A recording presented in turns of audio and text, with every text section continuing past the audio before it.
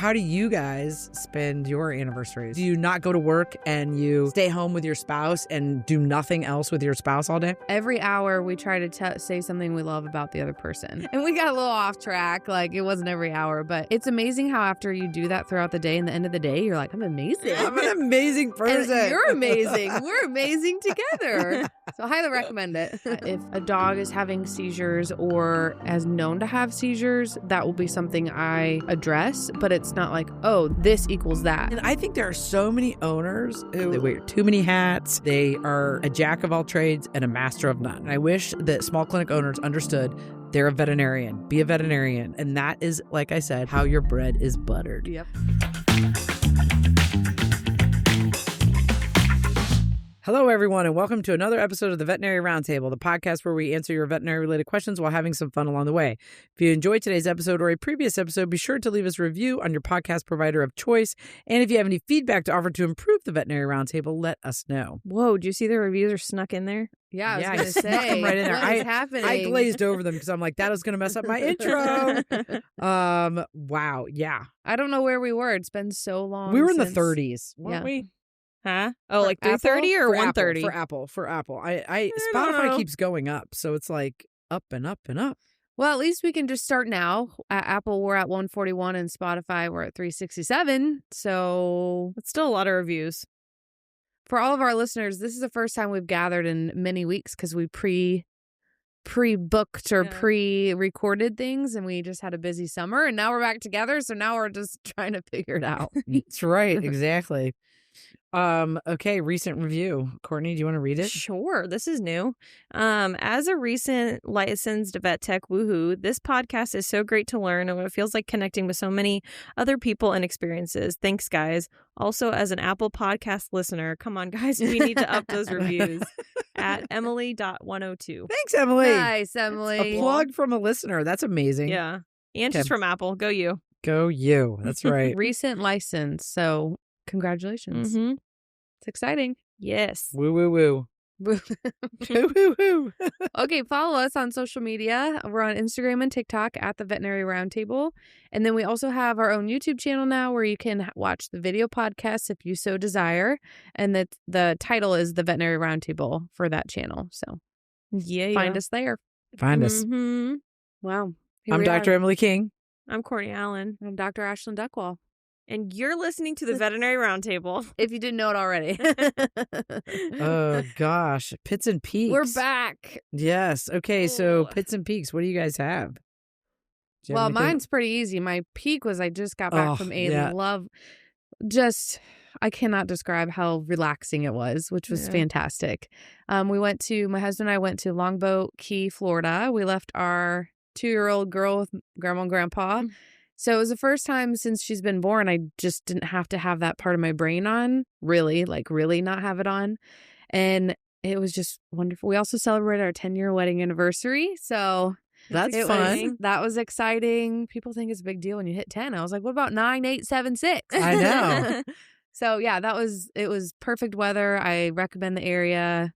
It was just so nice. And then the pit is coming home, and like I can't describe the truck that hit me of exhaustion in just Mhm. one day being back and being mom mode, house mode, errands. Like I haven't gone back to work at the clinic yet. And I'm like, literally last night, Charles was like, I think I need to mow. I said, no, don't leave me. I cannot do this until bedtime. I'm so exhausted.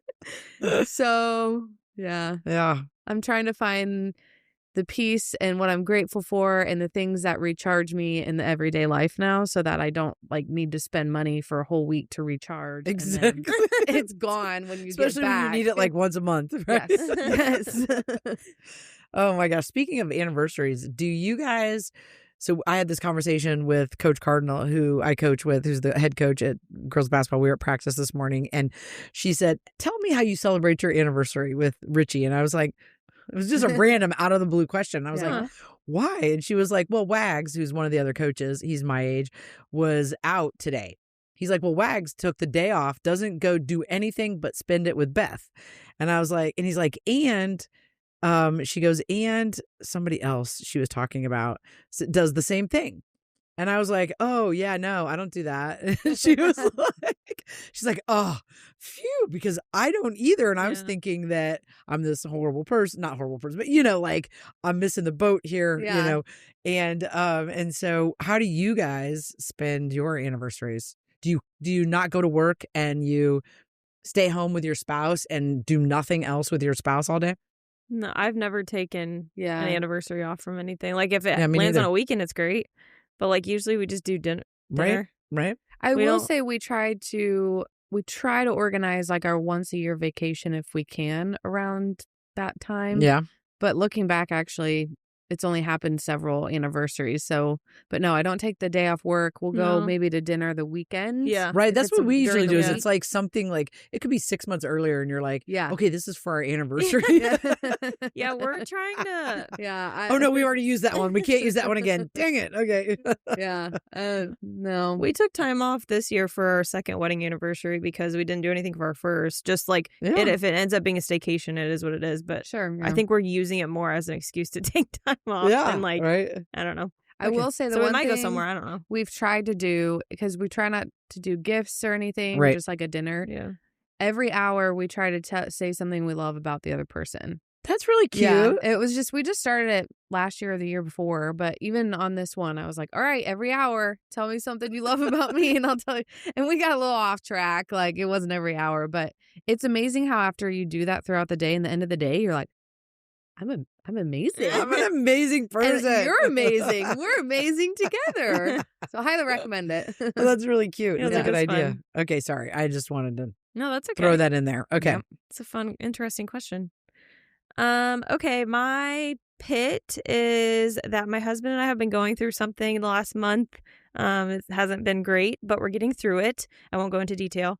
And then my peak, my brother got a cat yesterday. No way. Does he have a ferret? Yes. He's been on a cat kick for like the last 2 months and he won't get off the cat kick, so he finally found one. And he is so cute. His name is Bernie. He picked him up yesterday from the Kokomo Humane Society. Oh my What's he God, look Bernie. I love that name. He's a 2-year-old. He's long haired, but he's like buff color. He is really cute. So hopefully I get to go meet him this weekend. Let me That's see. him. Oh. He's really cute and he's super sweet. And He's so cute. yeah, so my brother's roommate has a cat. So they're doing that slow introduction. Yeah. And then we hope that Bernie likes the ferret and that they get along. But Bernie seems very docile. Like he doesn't seem super dominant or anything yet. So hopefully they'll play because the other cat in the house plays with Mochi, the ferret. Like they run around the house together. Right. And Mochi has free reign, right? No, he is in a cage. Oh. Like so when Zach gets him out to play, because he plays with them twice a day for like an hour, he gets to run around the apartment. But then otherwise he's just they sleep all day. Ferrets just sleep. Got it. They just need out twice a day. Yeah. They're very easy. Oh my gosh. So Did you guys hear that Devin got a third cat? Yes. She showed She's me a cute. picture. Yes. She's She very showed me cute. a picture Tina? yesterday. And Tina, I know, I love the name. And the not Walter, but Curtis. Yes, Yeah. thank you. She showed me this picture of Curtis and Tina together. I'm like, oh my God. Yeah, the transition was the easiest one, she said. Yeah. They just all... They were so cute. Oh, it's so great. My peak probably is that gosh, I have so many of them, but probably that the July 4th, the babies came up to and hung out and we got to swim with them and it was hilarious. They had so much fun swimming. That's good. And so we have this thing called a sun chill and then you can like sit in it. And so, but it's really big. It's like as big as It's like a this. pool for the lake. Yeah. Yeah, exactly. And so Yeah. you can like sit in it and then lean back. And so then you can hold the babies and they're just like bouncing around, they're splashing. And I mean, it was hilarious. It was so much fun. And all the boys had their girlfriends up there too. So that was fun. And so everybody was just hanging out. Yeah. So That's it fun. was a really nice July 4th. Yeah, that's Good. fun. And Madeline's mom got to come and her sister. Oh, nice. So that was nice for them. Yeah. So that was really good. Yeah. Nice. And then I would say I'm going to use another peak since Okay. I don't have very many pets That's right now. okay. I would say my other peak is that Marty, Holden's dog, Mm-hmm. I've been using him in a lot of the pictures and photo stuff that I've been doing. And he is so good at it. He's very photogenic. Yeah. Yes. I'm like so surprised. He listens so well. Harrison and I had him doing this thing yesterday where he was dressed up. He had goggles on. He was in and out of a car. He had to act like he was driving a car. He was like, he was carrying a backpack on his back. I mean, like, Oh there my were so many gosh. things, and he just went along and did it all. Wow. And I tell was the like- people what kind of dog he is. Did you say what kind of dog I did he not is? even say what kind of dog he is. He's a miniature Australian Shepherd. So he's it's great for this dog's brain. Yeah. Like, at the end of the day, he's like, yeah, I'm done now, guys. Yeah. Like, Yeah. I'm done. Yeah. But he picks up on stuff so fast, and Yeah. he's willing to, like, Holden's done enough work with him that you can put him in a stay, and then you can call him, and then you can, That's what they need. They need jobs and they need training. Mhm. yeah. And so it was just so fun to watch him do his thing. Yeah. And he's so cute. He's very cute in pictures. He really is. Gosh. Super cute. Nice. Way to go, Marty. All Way to go, right. Martelicious. That's what I call him. Martelicious. All righty. Now into our newer segment called Tales from the Trenches. This is where we want listeners to send in their most ridiculous, funny, and unhinged stories, and then we read them on the podcast. You can send your stories to the Veterinary Roundtable at gmail.com. And when we read them on the podcast, it is also our first time reading them. We don't read them prior to, so you're getting our That's raw right. reaction. Yep. And this is a long one. Here we go. Okay, Buckle up. let's do it. All righty. Hello, Vet Roundtable team. Love the show. I wanted to share an experience I had in vet med that might be a little different from the norm. While on active duty with the Army, I was just starting with a new unit. This was a common occurrence as my job changed every 1 to 3 years, often requiring a move to a whole new state or country. I was getting to know the dog handlers and their working dogs. It's really important to build their rapport with the The report, you're right. Report, right? Okay. With the handlers as soon as possible to build trust. I also wanted to have a good understanding of the dogs, particularly their behavior and medical problems. They were telling me about one of their dogs that was not currently on site. It was at the Military Working Dog Center recovering from carpal arthrodesis surgery and wouldn't be back for a few weeks. Apparently, they were doing a training exercise in a building and the dog was searching for a decoy person in a bite suit. The dog went up to the second story searching, but the decoy had gone downstairs and ran out the building. Well, the dog saw the decoy outside and felt like the window instead of the stairs was the best route to catch them, which is why we needed the aforementioned surgery.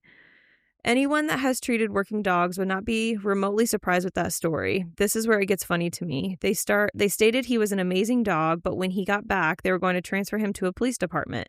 Apparently, his obedience was incredible on leash, but when they worked him off leash, he would no longer follow commands. This unit often used their dogs off leash because the types of missions they perform, but the police department felt like it was something they could work with.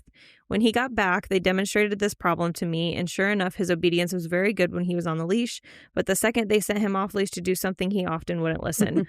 I didn't think much of it, assuming it was a training problem that I couldn't help with. A few weeks later, once the paperwork was complete, he was transferred to the police department. Not 48 hours later, the officer that took him contacted us and was like, hey, I'm pretty sure this dog is deaf as a doorknob. We had him tested, and sure enough, he had very limited hearing remains. So when he was off leash, he was simply too far away to hear any commands. I think it's a good example of how we can sometimes get stuck in one way of thinking and can really benefit from an outside perspective. I use this often in difficult cases where I'm just stuck. I'll ask a friend to evaluate the case without my input to see if they come up with some different ideas to work with. Keep up the good work. From Dr. Andrew Ciccolini, a.k.a. at OK_vet. Wow. That is a cool story. I did not think that was going that way. Yeah. Wow. That is a really good reminder. Yeah. though, Yeah. That like you have that tunnel vision, right? Yeah. You know, you're thinking this. He's just being a dog. yeah. Huh. He's just deaf. as a doorknob. He just literally can't hear wasn't his anything. fault. He literally couldn't hear them giving him the commands. Oh my god. I laughed too at him jumping out the window because those dogs are so like on it, Yeah. and they're gonna get that decoy or person or whatever. That's and their just- job. He Yeah. just jumped out the window. He's like, screw it, I'm going. Oh my gosh. Yeah. Wow. Yeah. Wow. Well, at least I wonder if they. did I don't they know if they retire can work- him, I don't know. or will they just use him on leash then? I feel like even in police, they don't always just have leash. Like they. They have him off leash. Yeah. So I feel like they would have to retire him. yeah. Medical handicap. Medical handicap. Medical leave. He got discharged due to medical reasons. Oh jeez. Oh, that's a good boy though. Oh, I love God. it. buddy. Oh. All right. That was a good one. That was Mhm. uplifting in a way. Yeah. That wasn't as scary as Yeah. the other ones Some of we've the read in others, past. yes. That was not bad at Not all. That is very That was the true. most mild one we've had. Case collections. Do you guys have one for this one too? I have a good one. Okay. It's pretty I'll long. I mean, do- you haven't been, but you probably have one stored in your Well, brain. I was just gonna do Frank. Oh, But that's right. Yeah, That's you right, can do Frank. yours Okay. first. Yeah. Okay, so we had a little 15-pound Jack Russell Terrier come in on emergency because she was attacked by a dog. So it was big dog, little dog. I think it was like a boxer or something that got to her. And so owners brought her in. I evaluated her. She was covered in blood. She was covered in puncture wounds. The owner was covered in blood. Oh. The owner also got bit pretty bad in Ooh. the whole scuffle. So I took her to the back, and I was trying to get her cleaned up, but she was in so much pain. I felt bad. So Dr. Pulse came back and evaluated her, and we gave her a little bit of some Torb to help with the pain and just keep her calm. And then we ended up taking x-rays first because she had a lot of penetrating wounds to her chest area, Okay. but also just all along her body, her neck, everywhere was covered. So we ended up taking chest x-rays. And I don't think there was anything crazy on her chest rads, but her abdominal rads were concerning for a puncture wound that had ruptured through the abdominal wall. So we were concerned about that. And then her right hip was subluxated. Oh. So she couldn't walk very well. And then she was really shocky. So we bolused fluids and got her as stable as we could. And then we told the owners we recommended taking her to an ER clinic to have further workup because we couldn't do anything about the hip really. And then the abdominal wound was concerning because we had her on her side for one of the x-rays and she was breathing and Dr. Pulse is like, I think that's like you could see a little bit of intestine. It was really rough. And so there was a lot of back and forth with the owner. It was a very difficult case to navigate because the owner wasn't fully understanding and they were also very, very flustered. And so they were under the impression that they couldn't report the attack to like authorities because they were scared that the authorities were going to take the other dogs away because the owner had 4 dogs. And like it was just really hard on Dr. Pulse to like try to talk to them. And then they kept getting mad at her because they were misinterpreting her words. And it was just a lot. It was a really weird situation. But anyway, after we calmed them down and we showed them the x-rays, which I think made it a little bit worse, which usually we show owners x-rays to like show them the severity of the injuries. Right. And I think that made it worse. So then they started panicking more, but then we calmed them down a little bit. And then they ended up actually taking her to MedVet. And MedVet did a abdominal ultrasound and then blood work and all that kind of stuff. So she had several bite wounds everywhere, a luxated right hip. And then so they stabilized her, did the abdominal ultrasound. The body wall was ruptured and there was herniation of small intestinal loop in her right flank area. And then free gas was noted in the caudal abdomen near the body wall rupture. So they recommended an abdominal exploratory to fix all of that stuff. And then once she was stable from that, then they would address the hip. So they ended up doing surgery on her belly. They did an IRA, an abdominal wall hernia repair, and a diaphragm repair. Woof. And then ended up placing a NG tube and kept her, I think they did that surgery and then waited another day. She was more stable. So then they did an FHO. Yep. And then as far as I know, she's still there. And this happened last Wednesday. Oh, wow. Wow. So as far as I know, she's still at MedVet. She may have went home yesterday, but I don't think she did. But she's doing well. Gosh, wow. That is like some serious like injuries. it was bad. Was it her housemate that attacked her? Or was it? It was very confusing. I think it was a neighbor dog because then apparently I think the owner called back when I wasn't there and KP wasn't there. And she was asking all these questions about basket muzzle training and a whole bunch of other things. And we were just like, it would be easier to evaluate the dog if we saw the dog. Like the dog had never had animal aggression issues prior to. Like this was a random one-off thing that happened. I don't know exactly. I think they were maybe outside and she's stable. and she's doing okay, and they did everything that was recommended. That's a good example of why we refer out when you see how intense it is, because in your mind, or people listening could be like, why didn't you guys just go in and fix the hole? And well, there's more in there that you had to figure out. And then the next surgery, and then the monitoring, I can't imagine after each surgery was intense. Well, and she definitely needed around-the-clock care. Right. Oh, yeah. And then we're sure. not 24-hour, and woof. That's a lot. But that was the only intense. clinic. We called 3 ERs, and they were the only one who would take her. Really? So I'm glad we Why? found one. Well, KP had me call Veg, and then after I called them, it made like they don't have an ortho. They were like, we could try could have done an to like FHO. reduce it. They won't do orthopedics. Oh my God. Veg won't. Like, that's not even orthopedics. That's like cutting off a piece of bone. And so they Like, said, it's not really. Do you know what I they mean? It's said not. they could- You're yeah. not putting something back together. It's Yeah. not. Yeah. It's not like fixing a fracture I don't know if it's like repair the aftercare or, that they you know, don't handle, and so there they just is said, no aftercare in an FHO. I That's don't what's so know. great. I'm sorry, I'm just complaining. That's what's so great about doing an FHO. That's why everyone should be willing to do it, because there's no aftercare. There's Yeah. literally nothing you have to do except be like, do whatever you want, dog. Like you don't That's have to true. restrict it. You don't have to. There's nothing. Yeah. There's literally nothing. It's the easiest orthopedic surgery on King's the planet. rant today. Like, am I? Cut it out. It is. I'm so. I don't know. I've never All done you've got, one. literally, people. If you're out there Well, listening, guess what? You have to start doing. all you have to do is connect the dot from the greater trochanter to the lesser trochanter and cut that line and cut the femoral head off in that line. Done. So easy to cut the bone. I mean, I could probably do it. Even a little dog. What the F? Like, Yeah. oh my gosh. Like, yeah. Okay, whatever. Okay. To each their own. To each their own. Okay. So I don't even know. Oh, so we called 3 different. So Veg, they just said we could do the abdominal surgery, but orthopedic wise, we'd probably send her anyway. And so we're like, okay, well, that's pointless for them to come to you and then go somewhere else. Yeah. And then VCA they didn't have a surgeon. Oh. Like on call, like that day, Yep. night, Yep. next day.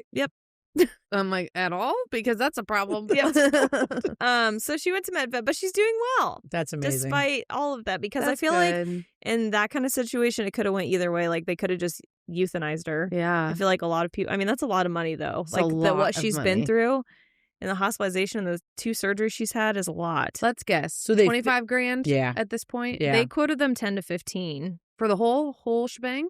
The whole Um, week? I don't know if that was just for the abdominal surgery. Okay. It might have been. Yeah. And by the time she left the So it had hospital, a and she so it had a diaphragmatic hernia. yes, That's what it It sounds had it had an so it had a issue with its bowel loop that had it had to have a resection. Yes. Right. Yep. And then what was the other thing? the just body wall hernia. Oh, like fixing the body wall. Yeah. yes. Wow. And she is. I can't imagine how bruised she probably is. Like the amount of puncture wounds that was on that dog was horrible. How old was she? 3. Oh, that's in her favor at She's least. 15 pounds. It was so sad. Oh. She was so sad. She was so sweet. Oh. I bet it's a housemate. Sounds I don't- interesting. Especially don't when she know. I called didn't- back and asked about like I said, the owners were muzzle just training, so- basket muzzle training, The owners were which would just so also be the frazzled. reason you would be willing to spend so much on it, because you feel like you're responsible for it happening. Yeah, Yeah. it could have been. It's going to happen again. If it's in Yeah. the same household, That's what happened in a family we had. There was a Dane that attacked a dog, went through I talked about it before in a past podcast, went through intense specialty care, happened again. I know. I don't. Wait, did it happen again or just got I don't know. Something Well, happened. All of the dogs at some point got in a fight. Yeah. that were in the Yeah, house. yeah.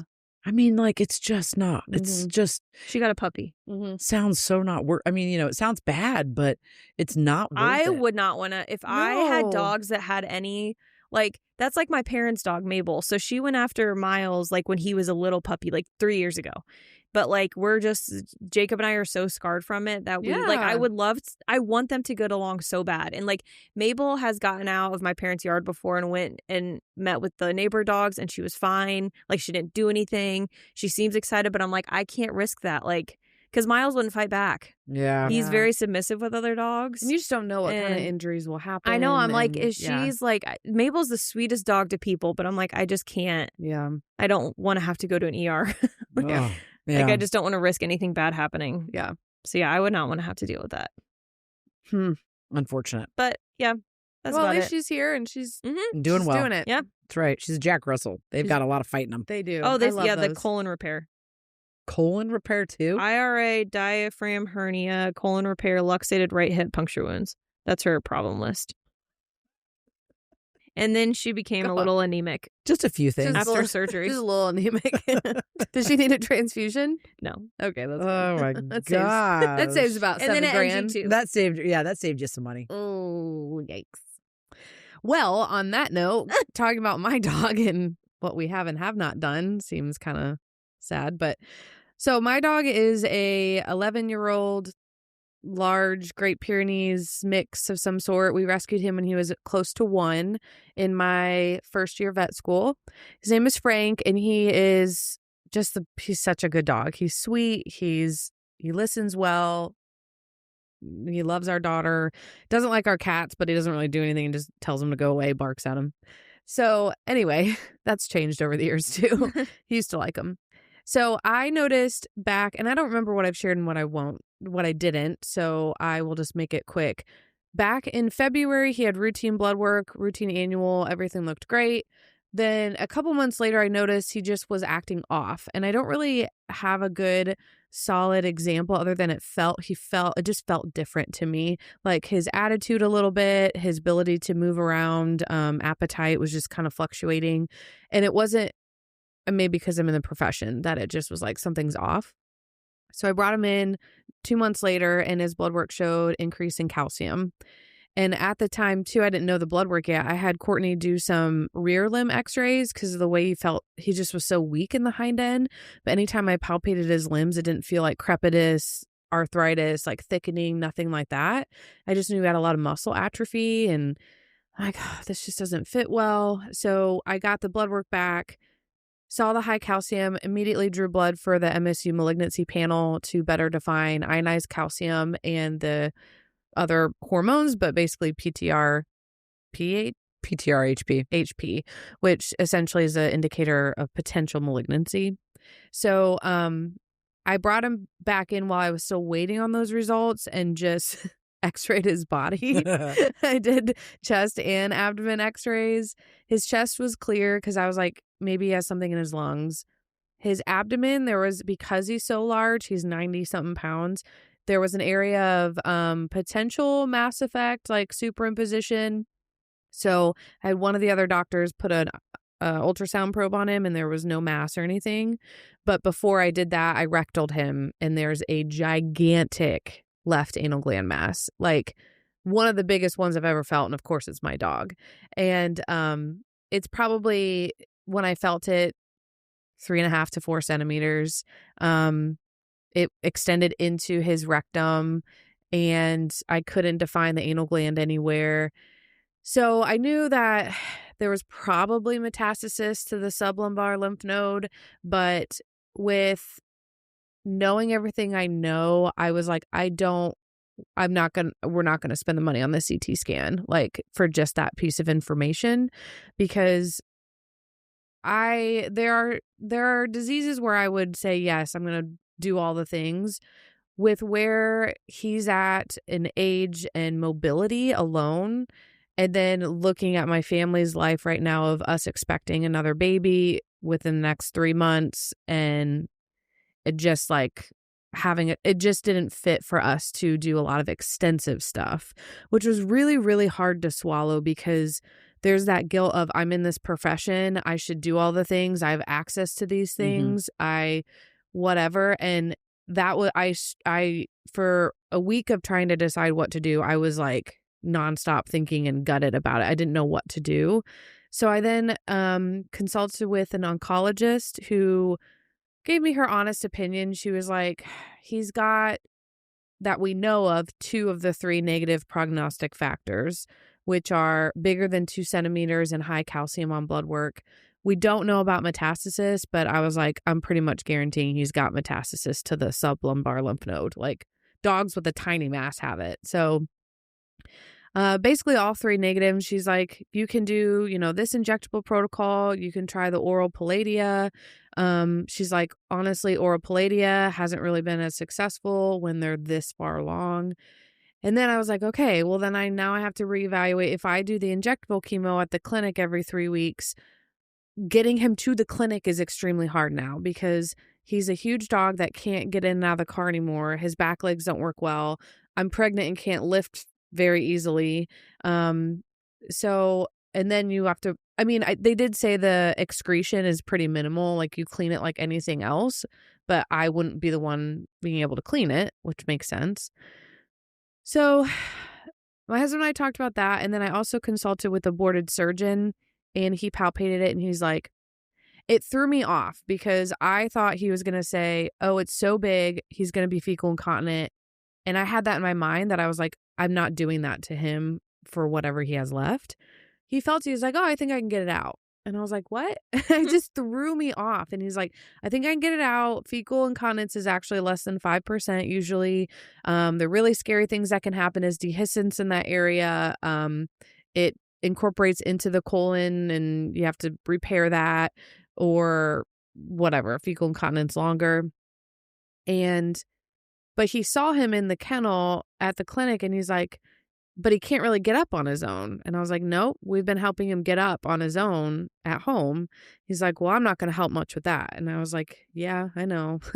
And he told me prognosis is a year after that surgery if he did nothing else. He's like, you could do the surgery and just throw some chemo at him. I'm like, what? It literally like threw me for a loop because I was not prepared for that as an answer. Right. And as an option. So then I went back to what do we do for him? Like, what is fair? What can we talk? Like, what can we handle realistically in this stage of our life? And I had some deep thinking. I asked a couple of my friends in the field, and I ultimately came to the conclusion: what is ultimately his quality of life problem will not be fixed with any of it. Right. Chemo or surgery. His quality of life issues, he gets stuck on our hardwood. He doesn't like to sit on the carpet for some reason, and he'll get stuck for hours if we don't hear him, if we're not home. We have to lift him up. I'm not going to be able to lift him soon. It'll just be my husband who travels sometimes. And the recovery alone of surgery, who knows? Right. So we decided as a family to not pursue that and to just do palliative care with an NSAID, which he's already on anyway, pain management, monitoring his feet, like his incontinence, and doing Miralax as needed, and loving him, giving him his best life. He's I mean, this disease, like, they're happy up until the end. They eat. He's eating okay now, which I'll talk about, but otherwise, like, I mean, the biggest thing is he can't get up on his own. Like, right. Big dog mobility is a huge issue. So he did well when we were on vacation with my dad. I think my dad was like, oh, I'm really worried about him. I was like, yeah, he probably doesn't have a whole lot of time left. Yeah.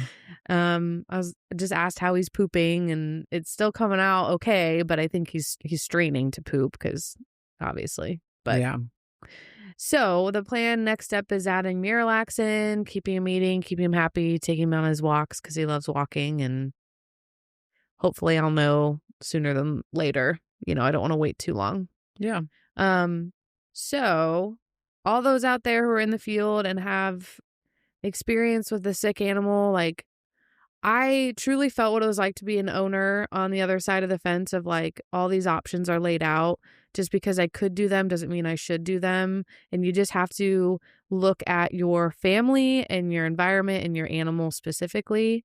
Like, the surgeon was like, yeah, I would probably do it, the surgery. Well, he didn't know the ins and outs of all our the family other life. aspects. Yeah. And then when I told him we're going to cancel, he's like, that makes sense. I would do the same. He said I would do the same thing if it were my dog. I'm like, what? So anyway, I don't know. I think it helps you also with your client relationships of not, because, like, I mean, it's easy to judge other people too. Like, when we have clients that are like, I'm not going to do it, helps you, I think, sympathize with them more too, and then helps you in your career. Because you don't know all the information. Yeah, you don't. You're not always privy to everything. Yeah, like even like going through euthanasia with Jeffrey. Yeah, it made me a better technician. Yep, with my clients. So like going through that kind of stuff, I think also helps. You can just you see it in a whole different light. Yeah. So anyway, so the biggest thing too was his appetite for quality of life in our house as well. And he was struggling to eat just his kibble. So I changed to a canned version of his food, which he liked for a little bit and then got sick of it. And when that happened, I was internally freaking out, like, we're done. Oh no. But ironically, at this time of our podcast as well, it lined up nicely.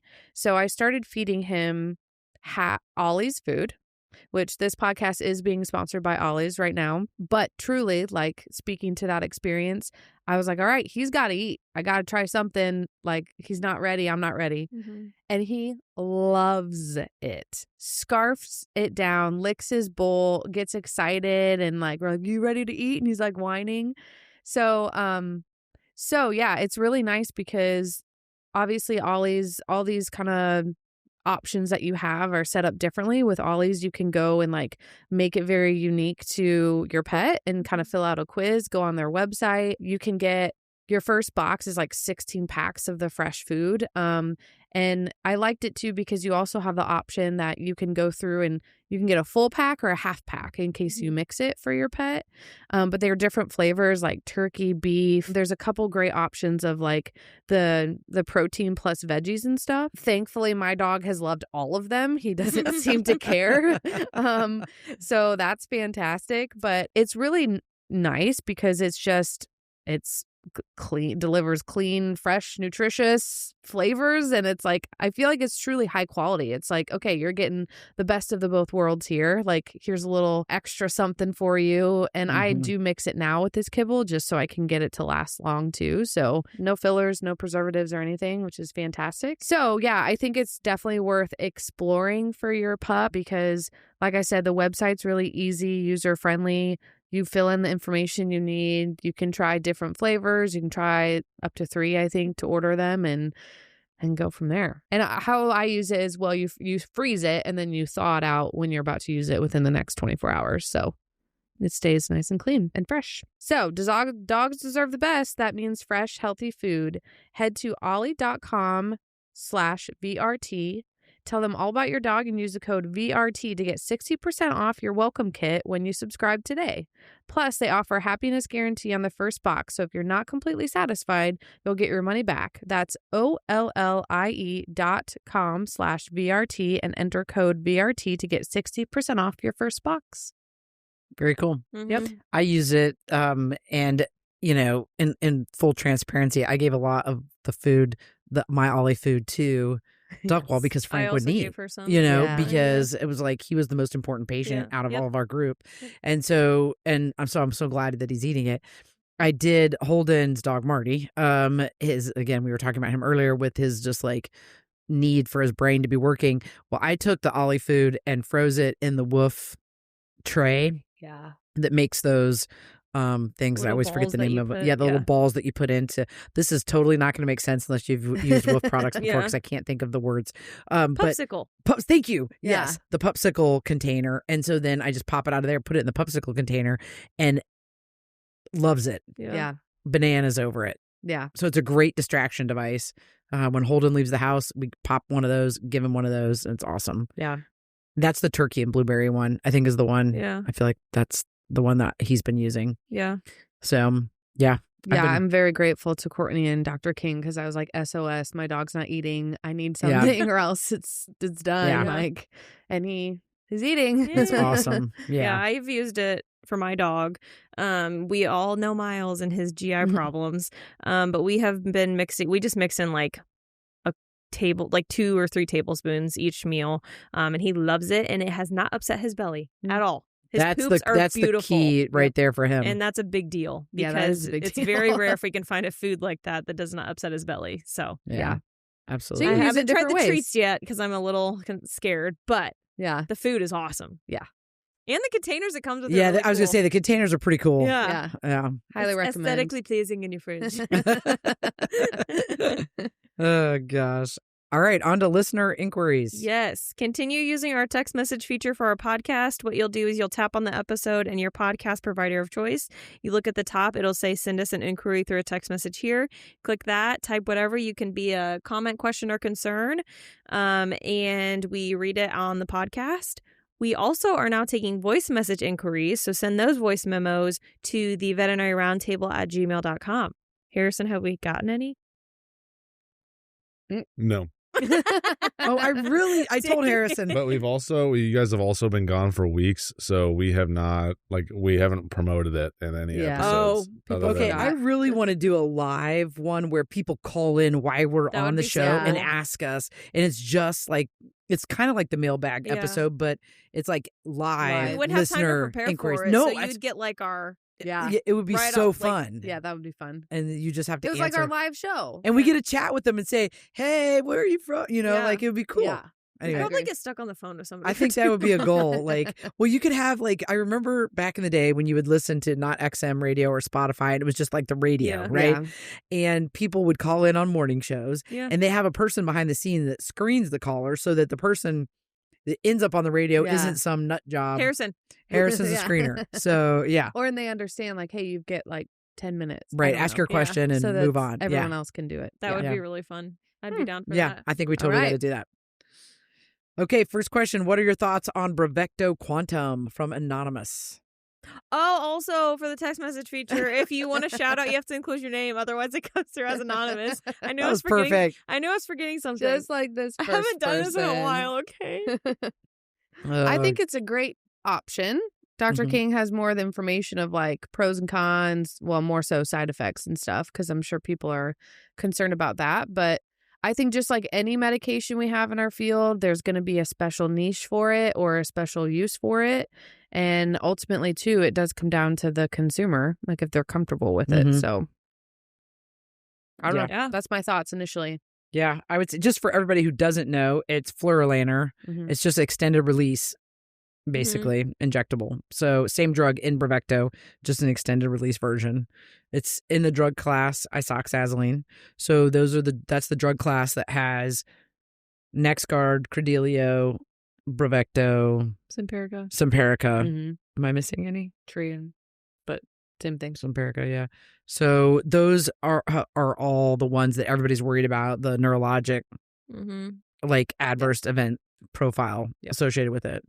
And I think what we'd seen, I don't know what you think like recently or what you've seen in the past maybe year or 2 years, but when I've used those products, really I don't have an issue unless the only times I've seen an issue, I should say, and it doesn't, we mostly use Simparica, so I'm speaking mostly about Simparica probably, but if the dog has seizures, like it's been diagnosed with epilepsy, probably not your class of drugs to be using them on. And I would say that, so then you'll see increase or decrease in the seizure threshold with an increase in seizures potentially. Or if you have a dog that is 45 pounds and is getting the 44 to 88 pound size, and maybe they've never had seizures, but maybe they're, I don't know, border collie or somebody where you're like, well, I'm not surprised, or a standard poodle, and it's at the very low end of the drug of the I mean, those are the like anecdotal only times where I've really had an issue with the product. Or somebody eats two. Somebody got into like a box of Simparica and they eat two of them or something like that. Yeah. Even then, it's not always full-blown seizures anyways. Like, I don't think I agree with that. If a dog is having seizures or is known to have seizures, that will be something I address. But it's not like, oh, this equals that. Like, your pet is receiving this product, it's automatically the reason for your dog's seizures. Looking at the dog's age, breed, and all of that too. But I think because in those situations when we have their options, then I'm going to say, okay, well, let's just switch it, keep them protected. But I'm not going to rush to taking all my patients off of it either, because the percentage is still so low, even when it's anecdotal in our practice. Like, it's still not enough for me to be like, oh, this is really a huge problem. Yeah. So. Yeah, I think the products is going to be a good niche product. I think that compliance is such a factor in veterinary medicine because you have two places for failure, the owner and then the animal. And so so anywhere we can remove compliance out of the issue, we all get excited usually, because now you don't have to worry that the dog's going to be, or cat is going to be unprotected. So that's really nice, right? I mean, you can completely remove, and I just did this post on the plague, like with fleas. It's like, well, yeah, people can't remember to give it. I totally understand that. And some people don't think it's necessary in the winter. And, you remove a lot of the objections, but then also compliance by using extended release products.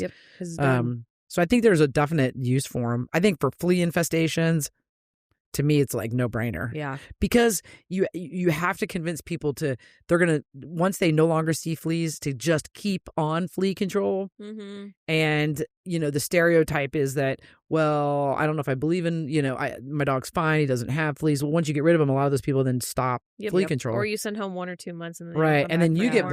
blamed, for like the dog showing back up with fleas again. Yeah. And so like, I think it eliminates all of that kind of stuff, which would be really nice. Yeah. The one thing we were talking about, the ticks, Yes. where it doesn't cover all 5 species of ticks. It only does 3. 4, 3. There was only 3. one. The American dog tick, the brown dog tick, black-legged tick, It doesn't it's cover the lone black-legged too. and Lone Star. Lone Star is not the full 12 months. But it's not the full Yeah. 12 months. Yeah.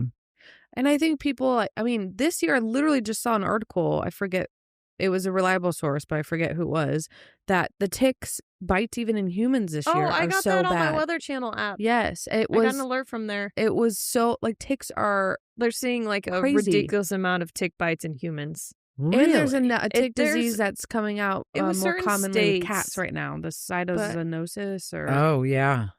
Yeah, I was it's like, gonna these things are gross, but they Yeah. carry diseases, people. I was going to send it to Harrison, but I was only in humans and it was a video, so I didn't read Yeah. anything. But I think it's just Yeah. a blanket, ticks are really bad this year. But then literally we just had one of our nurses who works at an ER sometimes say hey, we saw 3 cats with this tick disease come in this Bobcat weekend. fever. Yes, bobcat fever. Yes. That's the trade, or the layman's term or whatever. Yes, but yeah. And it kills your cat because they get so sick so quickly and you don't know it right away. Right. Mhm. It Yeah, carries there's no stuff. point of care test for that, right? I mean, there's You nothing. look at, I looked it up because I couldn't remember. And you look at a blood smear because you can see the inclusions. Yeah, then and Helena there. So sent a that's how picture of you the- do. But there's no positive negative test. No, I think it's You have to PCR. send, right? You have to send it off, which takes takes time. Why Yep. would you think to look at a blood smear from Bas- a cat that presents? Well, clinical sign. Yeah. Yeah. Looking.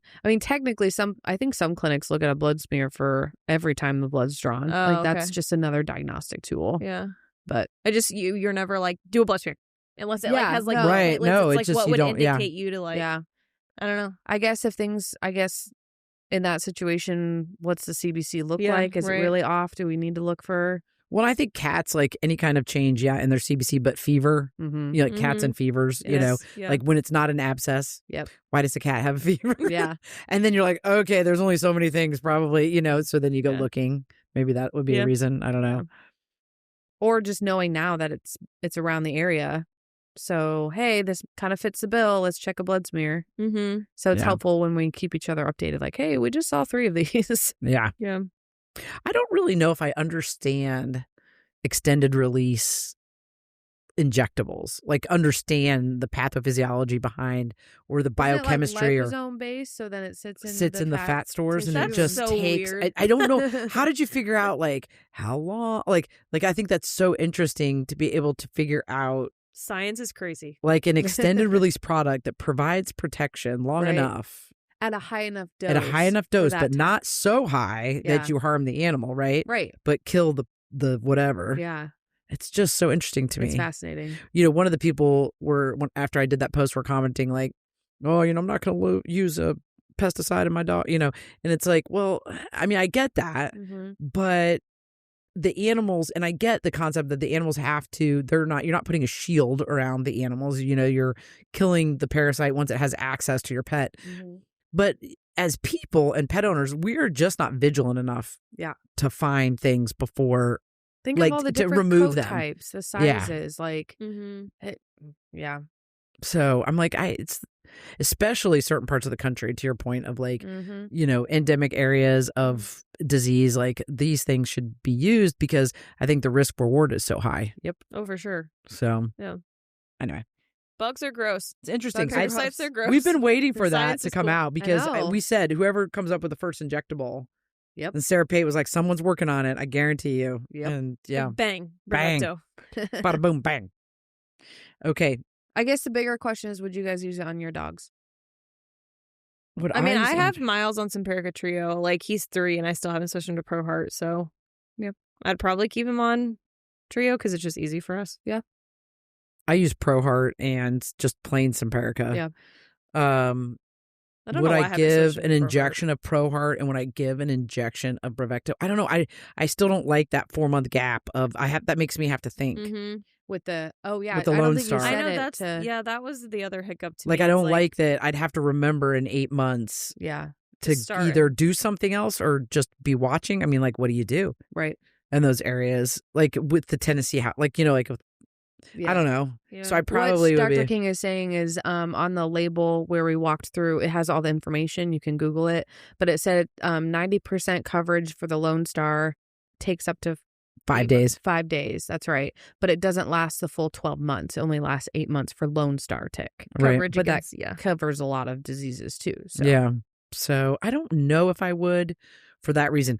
I would use it if somehow one of my kids brought a dog that had all fleas and then my Oh, yeah. house was, then I'd I be would like, do that. Yeah. everybody's getting Yes. Bravecto. I'd Yeah. give it to everybody and Yeah. I would then not have to worry about the house being infested anymore. Yep. It'd be like, done.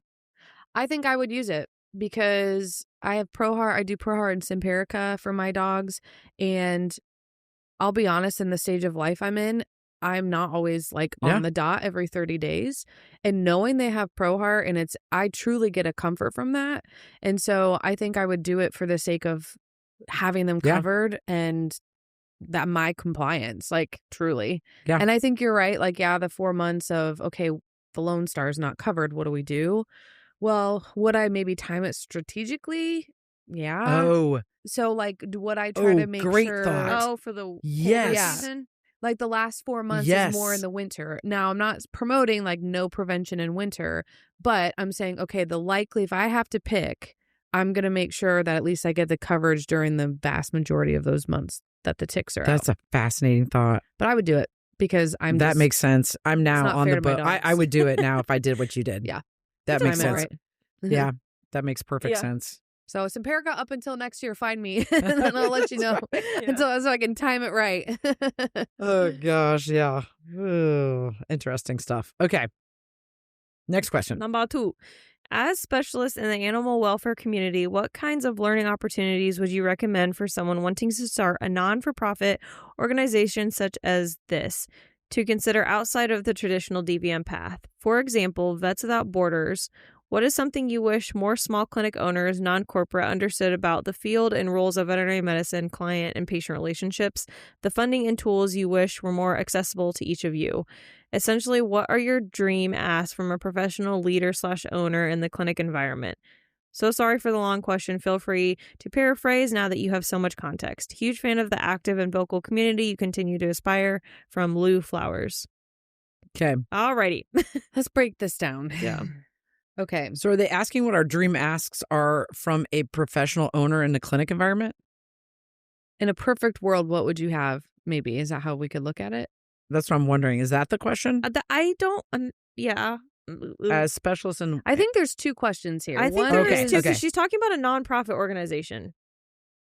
Yeah. What do you recommend for someone wanting to start a nonprofit or organization such as this to consider? So okay, that's where the first question ends is Yes. Vets Without Borders. Yeah. As an example, how would what- you start something like Yes. Vets Without Borders? You Get a call lot the of future sponsors. island vet. Yes. And you ask her this question. Yes. I mean, you just get started. get started. You have to, I think, still have your base job, and then you organize the specific times that you go do missions or go out to areas that I know there's so many groups that do it now. Vets Without Borders, RAVs is another one. My classmate, she still does them, I think, where she goes to areas where there's not a lot of help and they Mhm. spay and neuter and Mhm. do whatever. Like, you can still be a part of it. If you want to create a whole different entity, I think you have to see where the need is. Or Yes, you have to how to make it solve a different. problem. Yeah. Yeah. And I think, to start with, it's probably a great idea to involve yourself in one of the ones that are established, Yes. Get a feel and for it. and then get a feel Yeah. for it, and then okay, this Mhm. is how I would adapt it for what Yes. I think there's Mhm. there's a problem here. This is a constant problem. Let's see how we can fix this Yeah. problem. Yeah. And then you've learned and been mentored. And I mean, I was joking about the future island vet, Lauren, but I think she's a huge resource. You can go to Saipan, and you can actually like watch what they're doing and go, oh my gosh, because she saw a need and she just jumped in, and she's not even a veterinarian yet. Yeah. So, I mean, I think that you just have to kind of just start, get creative. Yeah. and get creative. Yeah. I think if you're talking how to do things like that when you're working in a clinic atmosphere, at least speaking to All Star, we did have a what was the fund called? It was, it was the foundation. It was a foundation. Yeah. So basically we had funds from collected various ways. People literally, I remember I had an owner call to want to donate something in my name for helping them. So anyways, that was an example where we would obviously have to be very aware of how the funds were used within the clinic, whether it was a client who couldn't afford something that was fixable or they were handing over their pet and the clinic incurred the cost. But that's another way. Yeah. Yeah, you could do it that way. Yeah. Very cool. Yeah. Okay. Then there's the second question, right? Which is, what is something you wish more small clinic owners understood about the field and the roles of veterinary medicine, client and patient relationships, the funding and tools you wish were accessible for each of you? So like, if as a small clinic, what do you wish small clinic owners knew about those things? It's not, you can't go by the textbook ever. I mean, you can, but you can't. Yeah. You still have to use your creative side of your brain. Mm-hmm. I don't know. It really just comes down to communication. Yeah. And like, I really think that's all it comes down to. And client-patient relationships are your bread and butter. Yeah. That is how your bread is buttered. So figure out. So figure out how to be good at that. Yeah. And I think there are so many owners who like I've talked about this before. They wear too many hats. They are like a jack of all trades and a master of none, you know? And I wish that small clinic owners understood they're a veterinarian, be a veterinarian, and hire other people to do delegate the other crap. Like, stop trying to do payroll, stop trying to hire, stop trying to, I don't know, clean or organize the cleaning shifts. Yeah. Stop, like, just be a veterinarian. Yep. That's what you're good at. And that is, like I said, how your bread is buttered. Yep. So be good at it. Agreed. Okay. And if you're not good at communication, then take some classes and read some books, because you have to be. Sorry. Nope, that is true. Okay. I don't know if I wish I had any more tools accessible to me. What do you guys think? I feel like I have enough tools. You just learn to use what you do have, but then you also learn ways to find it if you don't. Mm-hmm. So that even includes consulting with somebody who knows more. Yes. So that was a question on our rounding. Be friends. Which tools you wish? What tools do you need for wish your you job? had to do your job better? Yeah. I think people also in communities, they don't form relationships with other veterinary clinics. I know. Because you're all rivals and you're all I competing for the guess. same I don't business. know. It seems so stupid. And We're I all just have the same goal. Right. And I refused to behave that way. So I call people and ask them for stuff. Yeah. I say, hey, can I buy this from you? Can I borrow We're this? pretty Can you help me cordial with this? most of our surrounding clinics. Yeah. We return it, we buy it, whatever. We help them when they can't see their patients. Yep. And I mean, it is, but that is like, we give out records. Who cares? We're not going to ask for permission. Well, whatever some clinics are. Yeah. We're withholding. The owner has the records. That's just like, what are you doing? That's another hoop we have to jump through. We're already busy enough. Just give us the record. Yeah. Yeah, it doesn't matter. What do you think we're going to do with them? Yeah. I know. Like, and holding on to them doesn't keep the client there. No.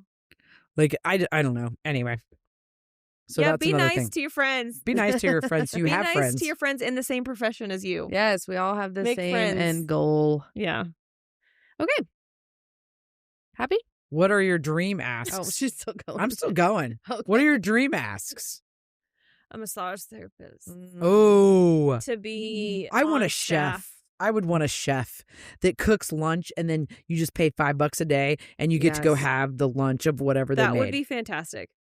I've been clamoring for that for like, I don't even know how long. Yes. I would pay. It was right. Yeah. And if you had enough people to do it, it wouldn't really be that expensive. It would be probably $7, $8. Because if I didn't Look have at to worry about cooking DoorDash. my It's lunch every 18, day. 20, $30. yeah. Yeah. DoorDash is absurd. And DoorDash it's is so shitty stupid. food. Like, Yeah. so like at least you could have somebody like cooking. Yep. Maybe it's not every day, but maybe they do it Monday, Wednesdays, Fridays or something. Yeah. Or the next week they do Tuesday, Thursday, Friday. The next week they do, I don't know. Yeah. Or just set up something and it takes it out of your paycheck like insurance once a month. Yeah. So then you don't have That to worry about your chef not being paid. Yeah. That's genius. And I'm then taking that back. If you don't Use want it. then If you don't what? It'll be easier than canceling insurance. yeah. It's true. I don't know.